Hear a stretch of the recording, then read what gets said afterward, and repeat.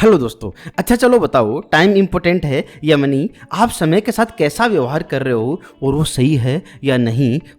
Doctor Sudhir Dixit की बेहतरीन किताब टाइम मैनेजमेंट से आज हम जानेंगे समय के 3 बुनियादी सवाल। पहला है, आजकल समय की इतनी कमी महसूस क्यों होती है? दूसरा, आपके पास कितना समय है? तीसरा, आपका समय कितना कीमती है? और हम जानेंगे 7 ऐसे सिद्धांत जो आपके समय का सर्वश्रेष्ठ उपयोग करना सिखाएंगे। 3 बुनियादी सवाल। पहला है, आजकल समय की इतनी कमी महसूस क्यों होती है? 20वीं सदी से पहले कारें नहीं थी, ना ही मोटरसाइकिल थी, ना ही स्कूटर था, लेकिन हमारे पूर्वजों को कहीं पहुंचने की जल्दी भी नहीं थी। पहले मिक्सर, गैस चूल्हा नहीं था, लेकिन हमारी गृहिणियों को पत्थर पर मसाला पीस कर चूल्हे पर खाना बनाने में कोई जल्दबाजी नहीं थी। पहले बिजली नहीं थी, लेकिन किसी को रात पर जागकर काम करने की जरूरत भी नहीं थी। वास्तव में उस वक्त जीवन सरल था। उस वक्त इंसान का जीवन घड़ी के हिसाब से नहीं चलता था। औद्योगिक युग के बाद फैक्ट्री, ऑफिस और नौकरी का दौर शुरू हुआ और उसने इंसान को घड़ी का गुलाम बना के रख दिया। पहले जीवन सरल था, अब कठिन हो गया है। यही हमारी समस्या का मूल कारण है। पहले जीवन की रफ्तार धीमे थी, लेकिन अब तेज हो गई है। अब हमारे जीवन में इंटरनेट आ गया है, जो पलक झपकते ही हमें दुनिया से जोड़ देता है। अब हमारे पास में हवाई जहाज है, जो जल्दी से ही हमें कहीं पहुंचा सकते हैं। यह आविष्कार ही हमारे जीवन की समस्या का मूल कारण है। इनकी बदौलत हम दुनिया से तो जुड़ गए, लेकिन हम खुद से ही दूर हो गए। दुनिया बहुत तेजी से बदल रही है। अब बड़े छोटों को नहीं हराएंगे, अब तेज धीमों को हराएंगे। दूसरा बुनियादी सवाल है, आपके पास कितना समय है? आप ये कैसे कह सकते हैं कि आपके पास समय नहीं है? भगवान ने किसी को सुंदरता कम दी है, किसी को ज्यादा, किसी को बुद्धि कम दी है, किसी को ज्यादा, लेकिन सबको समय बराबर दिया है। एक दिन में 24 घंटे। समय एक ऐसी दौलत है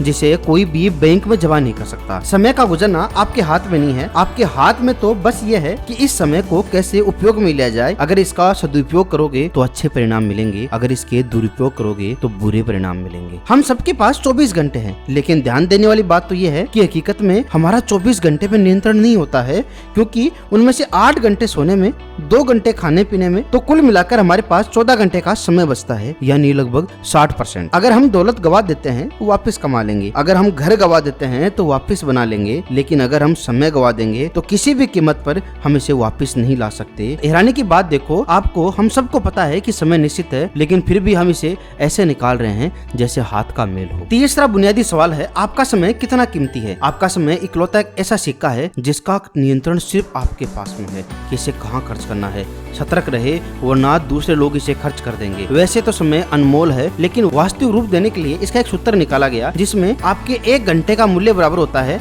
आपकी आय बटा काम के घंटे। जैसे माना आप 20,000 रुपए कमाते हो, इसके बदले आप महीने में 25 दिन काम पे जाते हो और डेली 8 घंटे काम करते हो, तो आपका 1 घंटे का मूल्य हुआ 20,000 भाग 25 गुणा 8 बराबर 100 रुपए पर घंटा। अगर आप 1 घंटा बर्बाद कर रहे हो तो आप 100 रुपए बर्बाद कर रहे हो। अब आप देख लो आप कितना समय बर्बाद कर रहे हो अपनी इनकम के अकॉर्डिंग। अब हम जानेंगे समय के सर्वश्रेष्ठ उपयोग के 7 सिद्धांत। 7वां है, टालम टोल ना करें। सच तो यह है कि लोग अपने मनपसंद काम करने के लिए समय निकाल ही लेते हैं। कमी दरअसल समय की नहीं होती है, कमी दरअसल इच्छा की होती है। हम सब ना कभी टालम टोल करते हैं, आज के काम को कल पे टाल देते हैं। कारण यही होता है कि कभी हमारा मूड नहीं करता है और कभी हमें काम इतना मुश्किल लगता है कि हम सोचते हैं कि आज नहीं कल करेंगे। हमेशा एक निश्चित योजना बनाकर ही काम करना चाहिए, जिससे हम टालम टोल की आदत को कम कर सकें। 6वां सिद्धांत है, तय करें कौन सा काम कब करना है। हम कुछ भी कर सकते हैं, लेकिन सब कुछ नहीं, कम से कम एक समय तो नहीं। इसलिए प्राथमिकताओं के बारे में सोचते समय आपका ध्यान इस बात पर केंद्रित नहीं होना चाहिए कि आप कौन सा काम कर रहे हैं, बल्कि आपका ध्यान इस बात पर केंद्रित होना चाहिए कि आप उसे कब कर रहे हैं। टाइमिंग सबसे इम्पोर्टेंट चीज है। अगर आपको सफल होना है तो ये 4 सवाल आप हमेशा खुद से पूछो, क्यों, क्यों नहीं, मैं क्यों नहीं और अभी क्यों नहीं। 5वां सिद्धांत है, काम सौंपना। कोई भी इंसान सब कुछ नहीं कर सकता। कई लोग ना हर काम को खुद ही करने की कोशिश करते हैं और जाहिर है वो असफल होंगे। हर व्यक्ति चाहता है कि वो अपने महत्वपूर्ण काम को खुद ही करे, लेकिन एक निश्चित ऊंचाई के बाद आगे बढ़ने के लिए काम सौंपना अनिवार्य हो जाता है। बिजनेस के शुरुआत में तो व्यक्ति सारे काम खुद ही कर लेता है, लेकिन बिजनेस बढ़ने के बाद काम इतने बढ़ जाते हैं कि कर्मचारियों के बिना तरक्की नहीं की जा सकती। ऐसे में अगर वो सही सहयोगी ढूंढकर उन्हें काम सौंपना सीख ले तो वो भविष्य में आगे तरक्की कर सकता है। अगर वो ऐसा नहीं कर पाता, नहीं सीख पाता, तो उसकी तरक्की धूमिल हो जाती है। 4था सिद्धांत है, समय की लॉगबुक रखें। जिस तरह हम पैसे का बजट रखते हैं, उसी तरह हमें समय का भी बजट रखना चाहिए। जिस तरह हम पैसे की बजट बनाते हैं कि हमें कब और कहां अपना पैसा खर्च करना है, उसी तरह समय का भी बजट बनाए कि हमें किस काम को कितना समय देना है। एक सप्ताह की पूरी योजना बनाए, उसी आधार पे काम करे और रविवार को विश्लेषण करे कि आपने किस समय को कितना काम दिया है और उसका परिणाम क्या निकला है, और इसी आधार पर आप अगले सप्ताह की भी योजना बनाए। तीसरा सिद्धांत है, अपने प्राइम टाइम में काम करें। टेलीविजन का प्राइम टाइम यानी रात को 8 से 10 बजे तक। उस वक्त विज्ञापन की कीमत बढ़ जाती है। विज्ञापन तो उतने ही समय का होता है, लेकिन कीमत बढ़ जाती है। उसका एक ही कारण होता है कि प्राइम टाइम में इसे ज्यादा लोगों द्वारा देखा जाता है। टेलीविजन के प्राइम टाइम से हम सीख सकते हैं, मेरे और आपके लिए भी दिन के 24 घंटे एक समान नहीं होते। दिन के किसी खास समय आपकी ऊर्जा, आपकी विचार शक्ति, कार्य क्षमता बाकी समय से तुलना में बहुत अधिक होती है। ज्यादातर लोगों के लिए सुबह का टाइम प्राइम टाइम होता है, जब वो बड़े बड़े काम चुटकियों में कर लेते हैं। आपका प्राइम टाइम कौन सा है, मुझे कमेंट करके जरूर बताइएगा। दूसरा सिद्धांत है, महत्वपूर्ण यह नहीं है कि आपने कितनी देर काम किया है, महत्वपूर्ण तो यह है कि आपका परिणाम क्या है।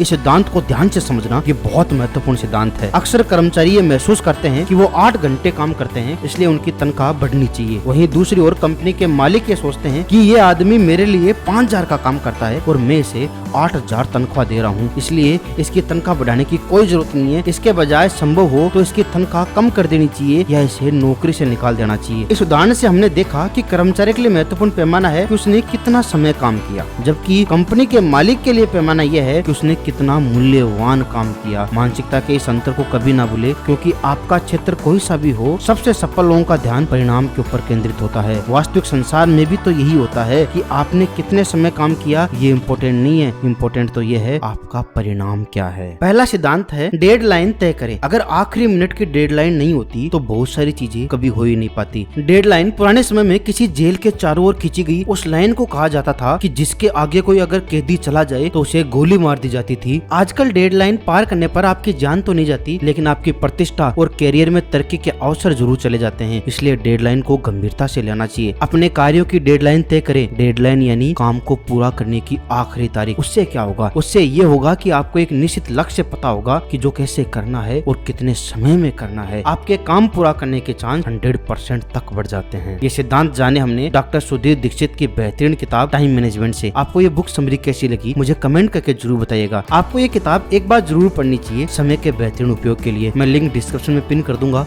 आप वहाँ से इसे खरीद सकते हैं। प्लीज वीडियो को लाइक कीजिए, चैनल को सब्सक्राइब कर लीजिए। मिलते हैं अगले वीक एक और बेहतरीन बुक समरी के साथ। तब तक के लिए bye bye. Thanks for watching.